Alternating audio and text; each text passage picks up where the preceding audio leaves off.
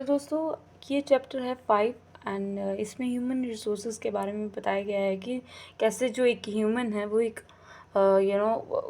With knowledge and creativity and the skills उसके पास जो हैं वो अपने ही रिसोर्सेज बनाए जा रहा है और उसको उसका कंजप्शन करते जा रहा है।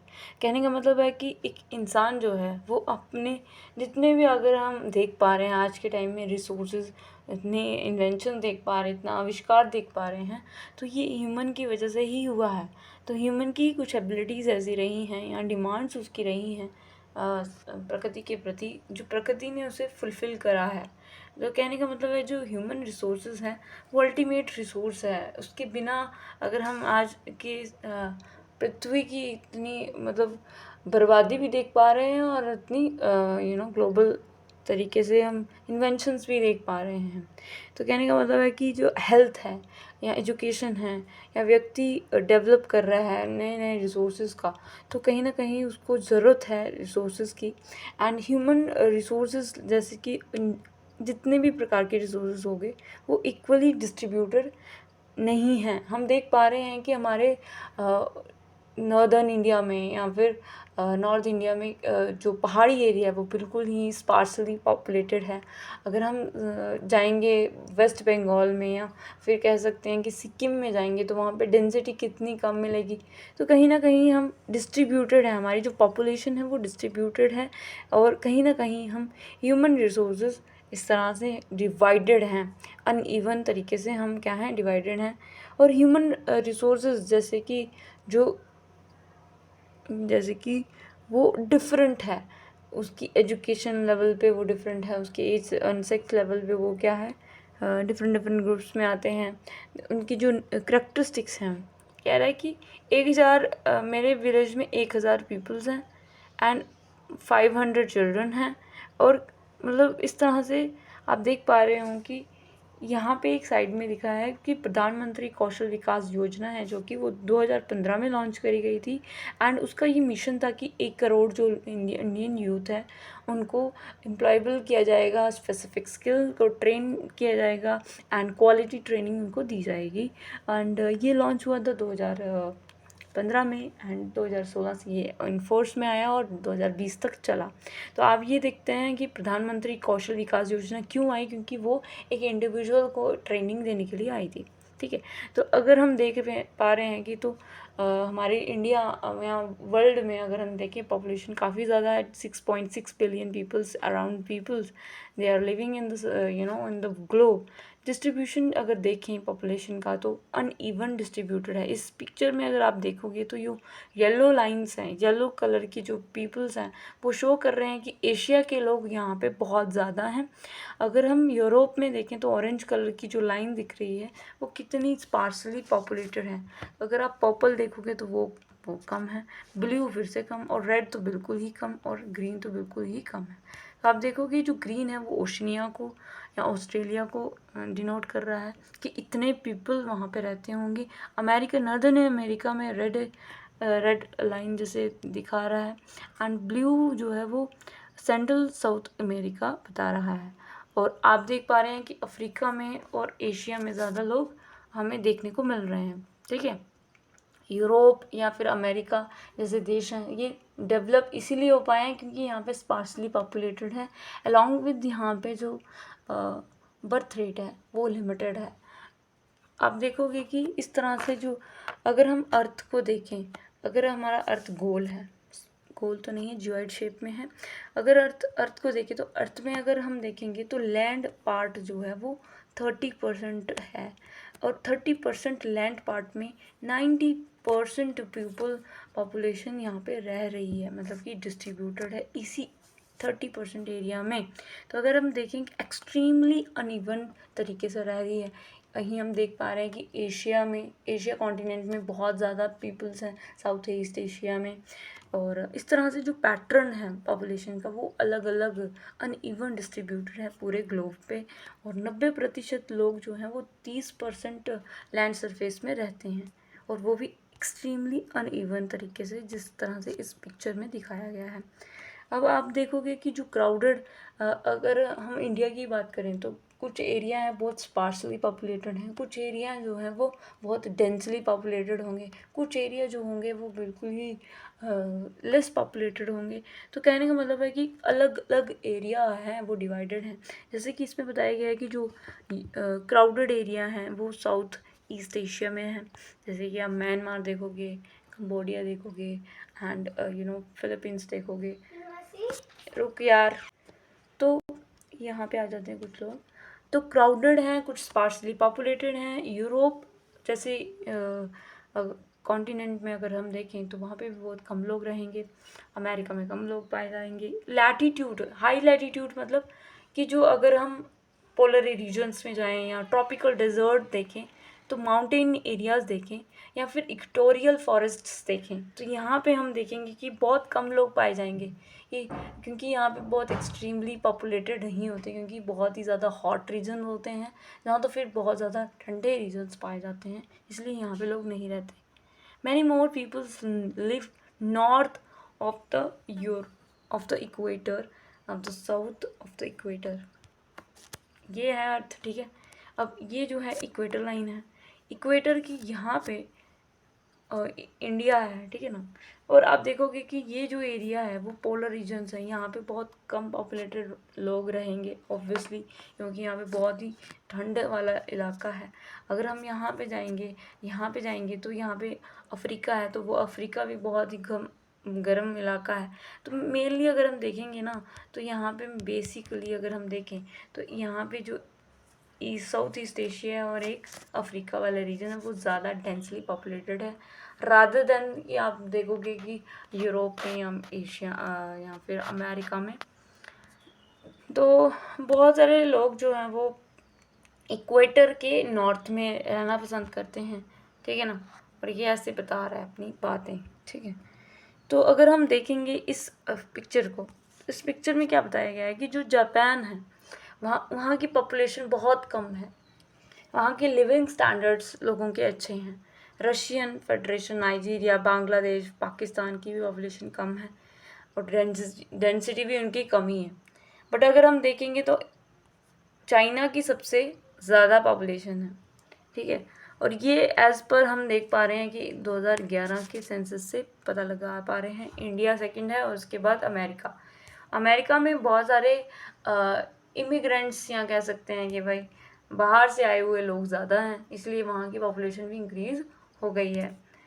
आप देखोगे कि जो डेंसिटी किसे कहते हैं, डेंसिटी उसे कहते हैं कि अगर एक पर्टिकुलर एरिया है, पर स्क्वायर किलोमीटर एरिया है और वहाँ के कितने लोग रहेंगे, 382 पीपल्स अगर यहाँ पे डेंसली पॉपुलेटेड हैं तो उसको हम कह देते हैं, अगर इतने लोग एवरेज पीपल्स अगर पाए जाएंगे किसी भी एरिया में तो उसको हम कह देंगे कि भाई यहाँ पे क्या है, पॉपुलेशन डेंसिटी इतनी है, ठीक है।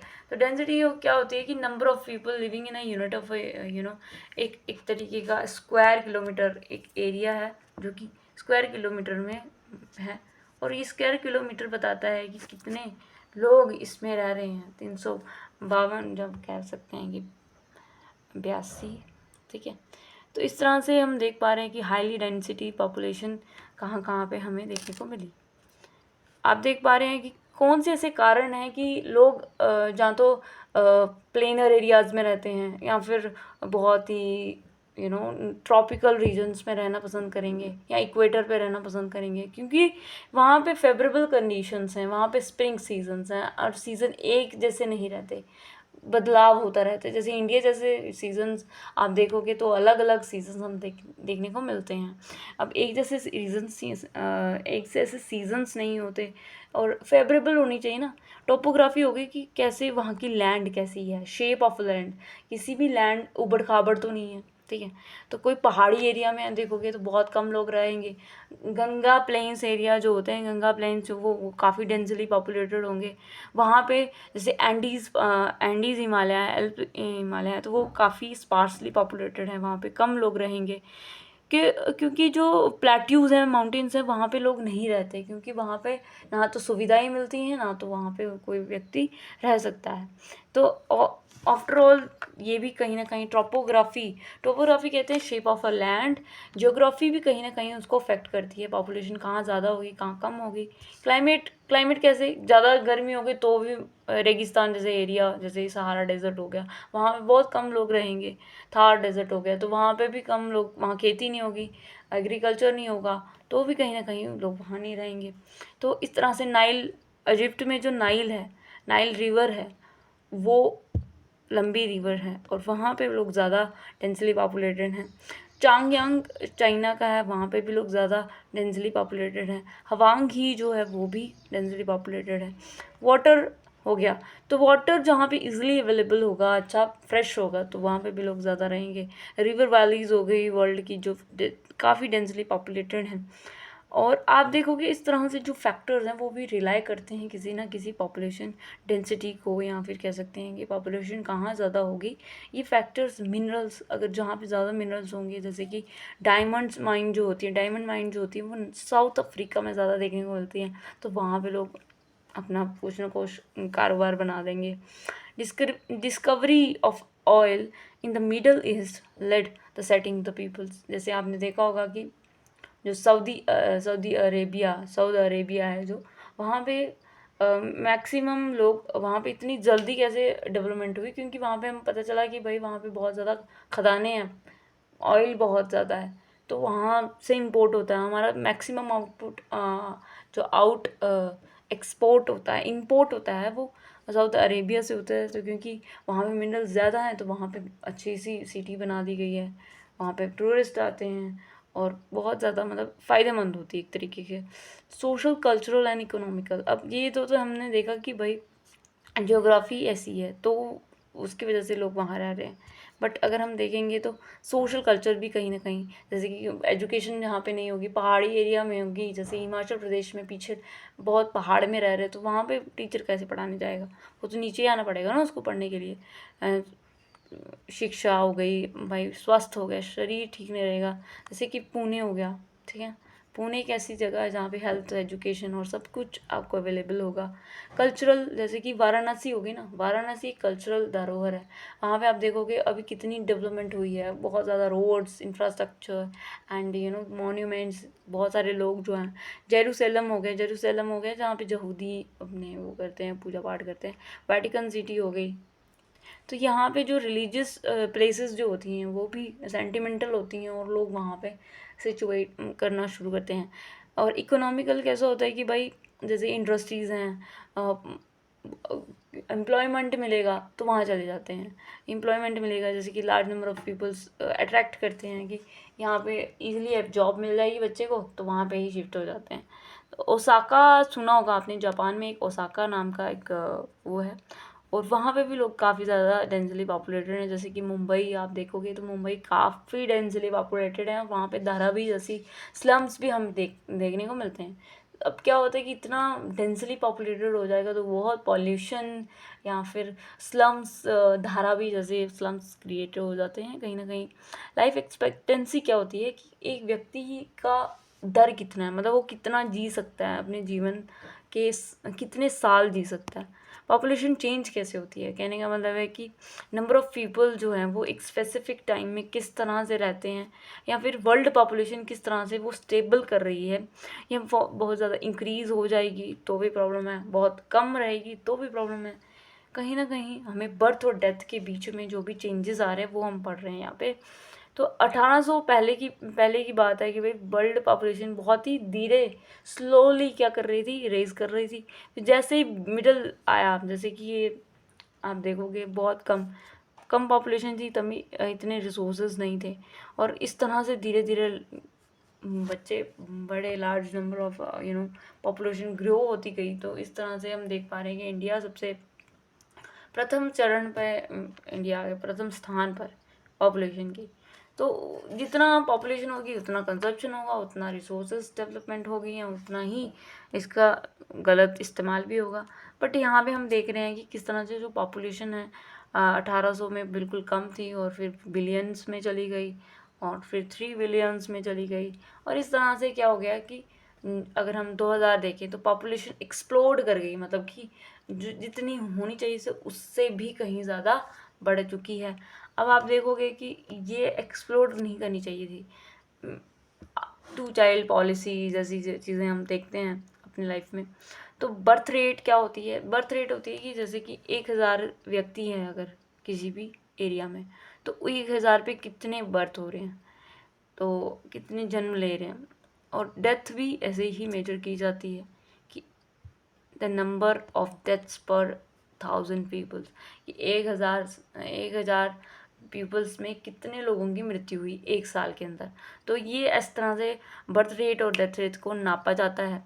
और इन्हीं के बीच के डिफरेंस को, या फिर कह सकते हैं difference between the birth rate and death rate को ही हम क्या कह देते हैं, नेचुरल ग्रोथ रेट। नेचुरली ही हम ऐसे कर रहे हैं। What is a migration? तो माइग्रेशन होता है कि जब व्यक्ति एक स्थान को छोड़कर जब दूसरे स्थान पर शिफ्ट हो जाता है, उसको हम माइग्रेशन कह देते हैं। ये फिर स्टेट्स के बीच में हो सकती है या फिर वर्ल्ड में भी हो सकती है, ठीक है। तो माइग्रेशन होती है कि जब हम किसी ज़रूरी काम के लिए हम शिफ्ट कर लेते हैं किसी चीज़ को। नेचुरल रेट आपने पढ़ा है कि नेचुरल रेट क्या होता है, इन दोनों का डिफरेंस। तो आप देख पा रहे हैं यहाँ पे, कहाँ पे गया, ठीक है। ये देखिए, पहले BC बिफोर क्राइस्ट में सिर्फ 100 मिलियन लोग थे, फिर धीरे धीरे बिफोर ऐसे 900 million, 25,000 million, 4,000 million, 6 billion, 8 billion, और इस तरह से इंक्रीज होती होती होती चली गई। और इस तरह से बैलेंस करेंगे नहीं तो फिर गड़बड़ होती है। अब बढ़ती ही जाएगी तो क्या होगा, डेथ रेट्स। अब बर्थ रेट बढ़ते जाएंगे और डेथ रेट्स क्या हो रही हैं, birth rate more than death rate. Death कम हो रही है और बर्थ रेट बहुत बढ़ रही है, तो पॉपुलेशन क्या होगी, इंक्रीज होगी। अगर बर्थ रेट और डेथ रेट सेम रेट पर चल रही हैं, मतलब कि बर्थ रेट भी हो रही है, बच्चे पैदा भी हो रहे हैं और मर भी रहे हैं, इक्वल है, तो बैलेंस इसको बोलेंगे। पॉपुलेशन क्या करिए, स्टे है, मतलब कि एक सेम पैमाने पे है। अगर बर्थ रेट नहीं हो रहा और पॉपुलेशन डेथ हो ही नहीं रही है, death rate more then birth rate, तो क्या होगा, पॉपुलेशन क्या होगी, डिक्रीज होगी, ठीक है ना। बच्चे पैदा ही नहीं हो रहे हैं और क्या हो रहा है, डेथ रेट ज़्यादा बढ़ रही है। तो इस तरह से जो है बैलेंस ऑफ पॉपुलेशन होना ज़रूरी है, ना ज़्यादा बर्थ रेट ज़रूरी है, ना ज़्यादा डेथ रेट ज़रूरी है। इसके बाद हम पढ़ रहे हैं कि इमिग्रेशन क्या होता है। जब कोई व्यक्ति इमिग्रेशन, इमी या फिर इमी, ठीक है, इमी। तो इमी और इमी में क्या फ़र्क है, जब कोई व्यक्ति अब दूसरी कंट्री से हमारी कंट्री में शिफ्ट होगा, जैसे कि मान लो कि आप देखोगे कि सचिन, लपूसा सचिन, उसकी जो पत्नी है, क्या नाम है उसका, सीमा, जो पाकिस्तान से इंडिया में आई, ठीक है, वो क्या है, इमिग्रेंट है, immigrant. When the person enter a new country, जब सीमा सचिन जो है पाकिस्तान की है, वो उसने इंडिया में एंट्री करी, तो वो क्या करी, उसने इमिग्रेशन करी, IMM, ठीक है, IMM। जब व्यक्ति अपनी ही कंट्री छोड़ दे, तो कहीं अमेरिका में जाके बस जाए, या फिर इंडिया में रहता था व्यक्ति और वो अमेरिका में शिफ्ट हो गया, तो उसको क्या कहेंगे, ABCE, ठीक है, इमिग्रेशन, ठीक है, इमिग्रेशन। और इन दोनों में ही जो इमिग्रेशन मतलब कि हम किसी कंट्री में जा रहे हैं, अपनी कंट्री को छोड़ के कहीं दूसरी कंट्री में जा रहे हैं, तो क्या होगा, इमिग्रेशन, ठीक है। और जब हम दूसरी कंट्री से, मतलब कि कोई दूसरी कंट्री से हमारी कंट्री में शिफ्ट हो रहा है, तो उसको हम इमिग्रेंट बोलेंगे। दोनों में एक ही साउंड आती है, बट थोड़ा सा स्लाइट डिफरेंट है, ठीक है। जैसे कि आप देखोगे कि यूनाइटेड अमेरिका है जो, वो काफ़ी हद तक क्या है, वहाँ पे माइग्रेंट्स ही रह रहे हैं, उसकी वजह से पॉपुलेशन इंक्रीज़ हो गई है उनकी। भाई ये भी बात होती है। पैटर्न ऑफ पॉपुलेशन चेंज, कि पॉपुलेशन चेंज में कैसे चेंजेस आप देख पा रहे हो कि कहीं बर्थ रेट ज़्यादा है और कहीं डेथ रेट ज़्यादा है, तो इस तरह से क्या होगा कि इन इक्वल डिस्ट्रीब्यूशन है। अब आप देख रहे हो इस मैप में, वर्ल्ड मैप में, तो आप ब्लू जो रेट है वो 3% है, बहुत ज़्यादा लोग यहाँ पे डेंसली पॉपुलेटेड हैं। फिर अगर हम थोड़ा सा ये लाइट पिंक कलर देखेंगे तो वो 2% है। तो मतलब आप देख पा रहे हो कि अफ्रीका और फिर आप देख पा रहे हो साउथ अरेबिया जो है वो नेचुरल इंक्रीज है, मतलब ये नेचुरली इनके यहाँ पे ऐसा है। पॉपुलेशन कंपोजिशन क्या होती है? पॉपुलेशन कंपोजिशन एक पिरामिड होता है जिसमें बताया जाता है कि बर्थ रेट कितनी है, डेथ रेट कितनी है, उसके बीच में युवा कितने हैं, एंड फिर इन दोनों का क्या मापन है। मतलब एक तरीके से बताया जा रहा है कि कहाँ, कौन से स्टेट में, कौन सी कंट्री में कितना बर्थ रेट है और कितना डेथ रेट है। जितना बर्थ रेट होगा उतना डेथ रेट है। तो इन दोनों का पिरामिड में जब पॉपुलेशन को शो किया जा रहा है और एक बताया जा रहा है कि भाई किस तरह से जो है अलग अलग तबके के बच्चे, या फिर कह लो कि बर्थ रेट जो है शिशु हो गए या डेथ रेट जो बूढ़े हो गए, और बीच का जो युवा है वो कितना रेट में बढ़ रहा है। जब हम मेंशन करना शुरू करते हैं किसी भी एक पिरामिड में तो उसको हम कह देते हैं पॉपुलेशन कंपोजिशन की। पॉपुलेशन इतने इतने तबके के लोग इस एरिया में फिर फिट होंगे। तो भाई जापान जो है वो डेंसली पॉपुलेटेड है, और इकोनॉमिकली भी बहुत डेवलप है। बट बांग्लादेश डेंसली पॉपुलेटेड तो है बट क्या है, अंडर डेवलप। ठीक है, तो कहीं ना कहीं हम देख पा रहे हैं कि बांग्लादेश भी कहीं ना कहीं आगे है इंडिया से, क्योंकि वो थोड़ी एरिया है उनका, और कहीं ना कहीं जापान भी अब आप देखेंगे दोनों ही डेंसली पॉपुलेटेड हैं, और इनकी जो है डेवलपमेंट भी कई हद तक अच्छी है। और इस तरह से हम देख पा रहे हैं कि लिटरेसी लेवल पर, सेक्स लेवल पर, या फिर हेल्थ कंडीशन लेवल पर, या इनकम लेवल पर, या ऑक्यूपेशन लेवल पर हम सभी क्या हैं, कंपोजिट किए गए हैं। मतलब एक तरीके से अलग अलग पॉपुलेशन में ग्रुप्स में डिवाइड किए गए हैं। जैसे कि 5 से 9 साल के जो बच्चे हैं, या 10 से 14 साल के, परसेंटेज जो है वो टोटल पॉपुलेशन की डिवाइड की गई है मेल और फीमेल्स में। अब मेल और फीमेल्स इस तरह से पिरामिड में शो किया गया है। ठीक है, और इस तरह से पिरामिड में ये बताया गया है कि मेल्स भी इस तरह से 50% अगर हम देखें तो फीमेल्स हैं, और 50% ही क्या है, मेल है। ये पॉपुलेशन पिरामिड कहता है। फिर वो बोल रहा है कि